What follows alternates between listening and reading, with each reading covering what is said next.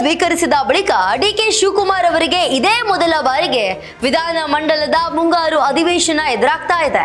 August 6ರಿಂದ ಆರಂಭವಾಗಲಿರುವ ಅಧಿವೇಶನದಲ್ಲಿ ಸರ್ಕಾರದ ಆಡಳಿತ ಸಾಮರ್ಥ್ಯ, ರಾಜಕೀಯ ನಿರ್ವಹಣೆ ಹಾಗೂ ಜನರ ನಿರೀಕ್ಷೆಗಳಿಗೆ ಉತ್ತರ ನೀಡುವ ಜವಾಬ್ದಾರಿ ಡಿಕೆಶಿ ಅವರ ಮೇಲಿದೆ.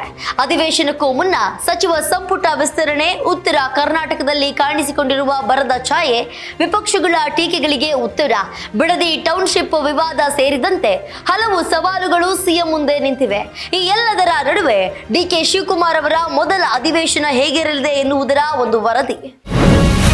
ಆಗಸ್ಟ್ 6ಕ್ಕೆ ಸಿಎಂ ನೇತೃತ್ವದ ಮೊದಲ ಮುಂಗಾರು ಅಧಿವೇಶನ. ಡಿಕೆಶಿಗೆ ಮೊದಲ ವಿಧಾನಮಂಡಲ, ಮೊದಲ ಅಗ್ನಿಪರೀಕ್ಷೆ. ಸರ್ಕಾರದ ಕಾರ್ಯವೈಖರಿಗೆ ಸಿಎಂ ಡಿಕೆಶಿ ಮೌಲ್ಯಮಾಪನ. ಮುಖ್ಯಮಂತ್ರಿಯಾಗಿ ಅಧಿಕಾರ ವಹಿಸಿಕೊಂಡ ಕೆಲವೇ ದಿನಗಳಲ್ಲಿ ಡಿಕೆ ಶಿವಕುಮಾರ್ ಅವರಿಗೆ ಮೊದಲ ವಿಧಾನಮಂಡಲ ಅಧಿವೇಶನದ ಸವಾಲು ಎದುರಾಗಿದೆ.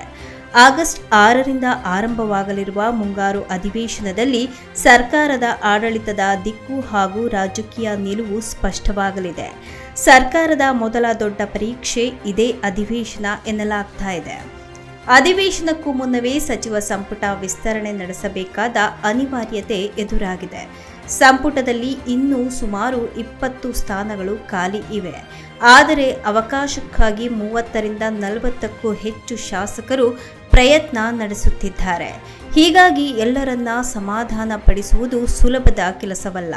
ಸಂಪುಟ ರಚನೆಯಲ್ಲಿ ಪ್ರಾದೇಶಿಕ ಸಮತೋಲನ, ಜಾತಿ ಲೆಕ್ಕಾಚಾರ, ಅನುಭವಿಗಳಿಗೆ ಅವಕಾಶ, ಹೊಸ ಮುಖಗಳಿಗೆ ಆದ್ಯತೆ, ಹೈಕಮಾಂಡ್ ಸೂಚನೆ ಹಾಗೂ ಪಕ್ಷದ ಹಿರಿಯರ ಅಭಿಪ್ರಾಯ ಇವೆಲ್ಲವನ್ನ ಸಮತೋಲನದಲ್ಲಿ ಇಟ್ಟುಕೊಂಡು ನಿರ್ಧಾರವನ್ನ ಕೈಗೊಳ್ಳಬೇಕಾಗಿದೆ. ಒಂದು ತಪ್ಪು ನಿರ್ಧಾರವೂ ಸಹ ಅಸಮಾಧಾನಕ್ಕೆ ಕಾರಣವಾಗುವ ಸಾಧ್ಯತೆ ಇದೆ.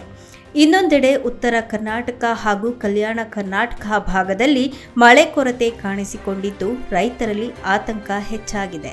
ಹಲವು ಜಿಲ್ಲೆಗಳಲ್ಲಿ ಬಿತ್ತನೆ ಕುಂಠಿತವಾಗಿದ್ದು ಸರ್ಕಾರ ಪರಿಸ್ಥಿತಿಯನ್ನ ನಿಗಾ ವಹಿಸಿದೆ. ಪರಿಸ್ಥಿತಿ ಮತ್ತಷ್ಟು ಹದಗೆಟ್ಟರೆ ಬರ ಘೋಷಣೆ, ಪರಿಹಾರ ಹಾಗೂ ರೈತರಿಗೆ ನೆರವು ನೀಡುವ ಒತ್ತಡ ಸರ್ಕಾರದ ಮೇಲೆ ಹೆಚ್ಚಾಗಲಿದೆ. ಬಿಡದಿ ಟೌನ್ಶಿಪ್ ಯೋಜನೆ ಕೂಡ ಸರ್ಕಾರಕ್ಕೆ ಮತ್ತೊಂದು ರಾಜಕೀಯ ತಲೆನೋವಾಗಿದೆ. ಯೋಜನೆಗೆ ಪರ ಮತ್ತು ವಿರೋಧದ ಅಭಿಪ್ರಾಯಗಳು ವ್ಯಕ್ತವಾಗುತ್ತಿವೆ. ರೈತರು, ಸ್ಥಳೀಯರು, ರಾಜಕೀಯ ಪಕ್ಷಗಳು ಹಾಗೂ ವಿವಿಧ ಸಂಘಟನೆಗಳ ಅಭಿಪ್ರಾಯಗಳನ್ನು ಗಮನದಲ್ಲಿಟ್ಟುಕೊಂಡು ಸರ್ಕಾರ ಅಂತಿಮ ನಿರ್ಧಾರವನ್ನು ಕೈಗೊಳ್ಳಬೇಕಾಗಿದೆ. ಅಧಿವೇಶನದಲ್ಲಿ ವಿಪಕ್ಷ ಬಿಜೆಪಿ ಹಾಗೂ ಜೆಡಿಎಸ್ ಸರ್ಕಾರವನ್ನು ಹಲವು ವಿಚಾರಗಳಲ್ಲಿ ತರಾಟೆಗೆ ತೆಗೆದುಕೊಳ್ಳುವ ಸಾಧ್ಯತೆ ಇದೆ.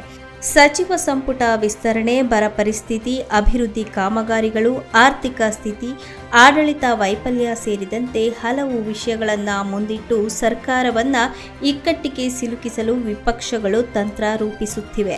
ಇದರ ನಡುವೆ ಜನರ ನಿರೀಕ್ಷೆಗಳು ಹೆಚ್ಚಾಗಿವೆ. ಉತ್ತಮ ಆಡಳಿತ, ವೇಗದ ನಿರ್ಧಾರಗಳು, ರೈತರ ಸಮಸ್ಯೆಗಳಿಗೆ ಪರಿಹಾರ, ಮೂಲ ಸೌಕರ್ಯ ಅಭಿವೃದ್ಧಿ ಹಾಗೂ ಹೂಡಿಕೆ ಆಕರ್ಷಣೆ ಸೇರಿದಂತೆ ಹಲವು ಕ್ಷೇತ್ರಗಳಲ್ಲಿ ಸರ್ಕಾರ ಫಲಿತಾಂಶವನ್ನು ನೀಡಬೇಕಿದೆ. ಮೊದಲ ಅಧಿವೇಶನದಲ್ಲೇ ಸರ್ಕಾರದ ಆದ್ಯತೆಗಳು ಏನು ಎಂಬುದು ಸ್ಪಷ್ಟವಾಗಲಿದೆ.